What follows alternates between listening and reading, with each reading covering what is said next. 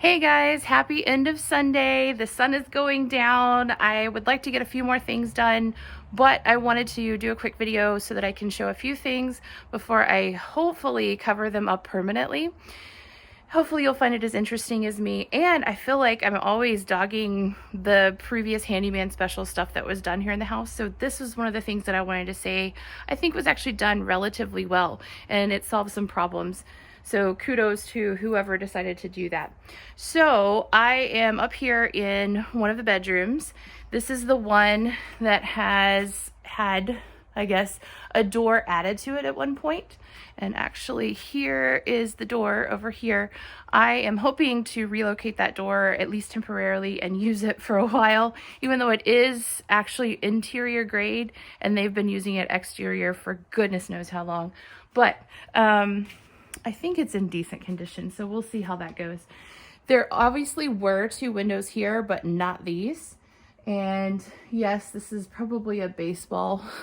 This was here before I bought the house, and I have just planned on not touching it for a while, but temporarily we will use these windows until I can get really nice windows made. They'll actually be wood and historic reproductions, and the whole house will be getting those. So more to come on that. But there would have been two windows here and a wall, and then behind me this opening would not have been here, but this room would have been sort of like a solarium on the second floor. I guess maybe when you were a prim and proper lady in the late 1800s, you would probably need a place to cool off and not wear so many clothes. And so this might be kind of a protected place to do that in the summer, because it is actually relatively pleasant with a breeze and everything else. So there would have actually been two windows in that far corner, and then a door in the center, and then another two windows in this darker area that you see. I have two pictures from the 1970s to figure out how to recreate that, plus any framing that may possibly be left. We'll see how that goes.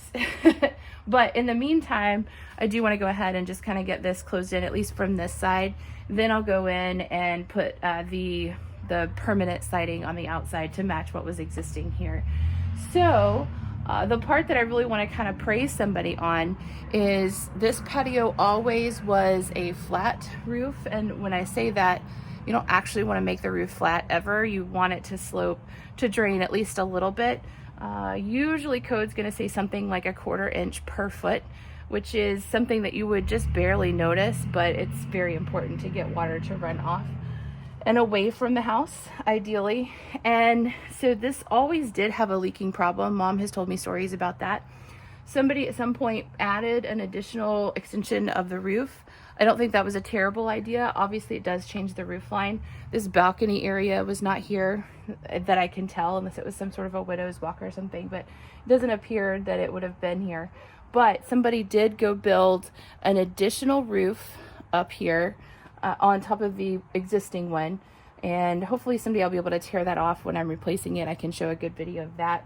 But they basically put it on sleepers, if you know what those are, and then rebuilt a new roof, and then they put a hot mod bit roof on top of that, modified bitumen. So that is, I think, a very good choice. And I know that given that it was such a small area, they didn't have to do that, and I know that was probably a lot of effort for such a small area, but thank goodness somebody did do that. So basically what you would do is you would put what we would call in the industry black pookie. You would put this heated, gooey mixture of black stuff, it smells like asphalt because it is, on top of the surface. And then you would embed a reinforcement fabric most of the time, like a felt, and then put another layer of that goop on. And then you would put this gray material that you see here. So this is like it's very similar to your shingles.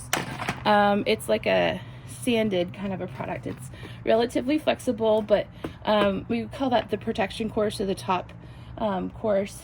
And basically that's the course that you could walk around on. Over time, these little granules will rub off, but these roofs, they last for a very long time. I've even seen some go for about 40 years. And of course you're not going to get a warranty for that, but I think they're pretty darn good roofs. And so somebody made a good call on that. I'm very proud and impressed that they did that. And I think I'll probably go back with probably the same. I might put something on top that makes it look like it is a wood deck, but underneath, this kind of thing might be hidden underneath. So I don't think that was a terrible call. Now, there was one thing that they did, and pardon, I'm dry fitting my lumber to put my new framing in. One thing that they did that I don't think I was terribly happy with was that this is not a bad idea. This is tin flashing, and it was basically in a configuration that we would call pan flashing. So water would have come in this opening. They do that on windows as well as doors, and it would come up the sides on both sides. This one not so much, but it should have. And basically it would flash so that anytime water did reach this area, it would be directed back out, and it would be protecting any wood below, which is important because my triple joist that holds up this entire corner of the house is right below. So we really want to protect that. And that's here is a good image of that black pookie. I hope you can see it. It obviously gets a little bit more brittle as it cures and dries, but I don't think that was a bad idea. So the one thing that I did have an issue with is this was not lapped the right direction.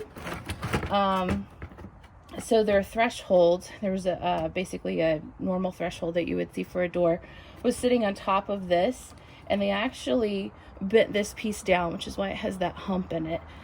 So for a little bit of this area, when it rained outside, water was actually being directed back into the threshold instead of out away from the house. We don't want to do that. That's not a good idea. And I think it did okay. I think they got very lucky, but we're not going to do that. So pretty relatively easy fix for that though. We're going to take it and we're going to actually flip it up, at least temporarily. Sorry, there's a piece of tin right there. So we're going to flash it up, and permanently, I think what will be nice is I can actually just tuck it in. See, this is my original siding. There's a bug. This is a cripple stud that's sitting under the window. There should be a king stud here, so there should be another stud, but this is my siding, right? I will be able to actually just turn this right up underneath that next layer of siding, and so I think it's actually going to look really nice, and hopefully that'll be actually a pretty good permanent solution. So we're going to go ahead and do what we can right now temporarily, so that when it rains over the next few months, it'll be going the right direction. I'm going to be hopefully getting in the good exterior grade insulation that I need to go on this exterior wall. But in the meantime, I'll probably just put something temporary in, and then I'll put in a temporary air barrier, so you might see that if you drive by. But for now, it'll be at least framed in and somewhat insulated and somewhat air sealed. So it'll definitely be warmer, quieter. And when I'm sitting in bed, which is just right there, the neighbor's light is right in my face if I roll on this side.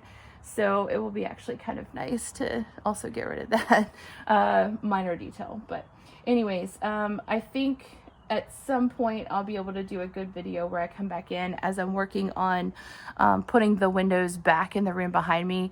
That's going to be the point when I go back and put in all of the siding that matches what was originally here, versus this, there's like a weird cedar, I don't know, like we decided to go log cabin over here. I don't know what that was all about, but anyways, it'll be easy to rip off. So it smells good. There's that. You guys have a great Saturday Sunday. Oh goodness. I hope you had a wonderful Thanksgiving with your family. And now it's the holiday season, so enjoy December. Hopefully I'll have some really great news and things to share for December. Talk soon. Have a great day. Bye.